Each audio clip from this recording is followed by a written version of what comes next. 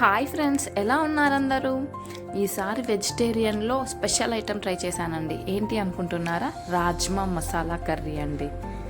చాలా టేస్టీగా వచ్చింది. మటన్ కర్రీకి ఏ మాత్రం తీసిపోదండి, అంత టేస్టీగా వచ్చింది. దీనికి బెస్ట్ కాంబినేషన్ బగారా రైస్ అండి. సో ప్రాసెస్ చూసేయండి.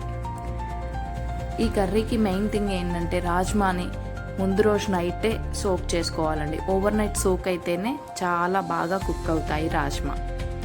సో ముందు రోజు నానబెట్టుకున్న రాజ్మాని ఒక కుక్కర్లోకి తీసుకొని అందులోకి ఒక 2 బిర్యానీ ఆకులు, దాల్చిన చెక్క, లవంగ, ఇలాచి, ఒక 1/2 టీ స్పూన్ ఉప్పు, ఒక 1/2 టీ స్పూన్ కారం, ఒక 1/2 teaspoon ginger garlic paste, ఒక 1/2 టీ స్పూన్ ఆయిల్ కూడా వేసుకొని రాజ్మా వీడియోలో చూపిస్తున్న విధంగా ఇలా మెత్తగా ఉడకాలి. అప్పుడే కర్రీ చాలా బాగా వస్తుందండి. సో గ్రేవీ ప్రాసెస్ చూసేద్దామా?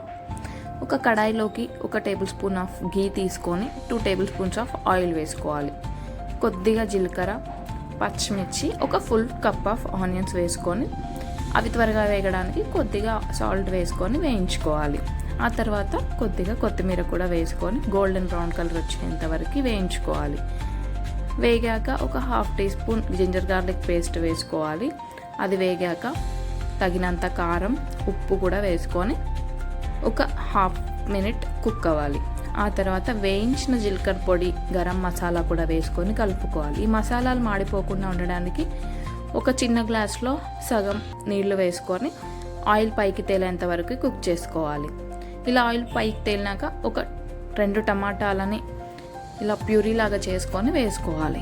ఈ టమాటాలో ఉన్న పచ్చివాసన పోయేంత వరకు, ఆయిల్ పైకి తేలేంత వరకు మనం కుక్ చేసుకోవాలి. ఇలా కుక్ అయిన మిశ్రమంలోకి మనం ముందుగానే ఉడికించి పెట్టుకున్న రాజ్మాని వేసుకోవాలి. ఒక ఫుల్ గ్లాస్ ఆఫ్ వాటర్ కూడా వేసుకుంటే మసాలాలన్నీ రాజ్మాకు కూడా పడతాయి. ఒక 15 మినిట్స్ లో ఫ్లేమ్లో కుక్ అయ్యాక ఇలా కొత్తిమీరతో గార్నిష్ చేసుకుంటే tasty rajma masala curry ready అండి. సో బగారా రైస్ ప్రాసెస్ కూడా చూసేద్దాం.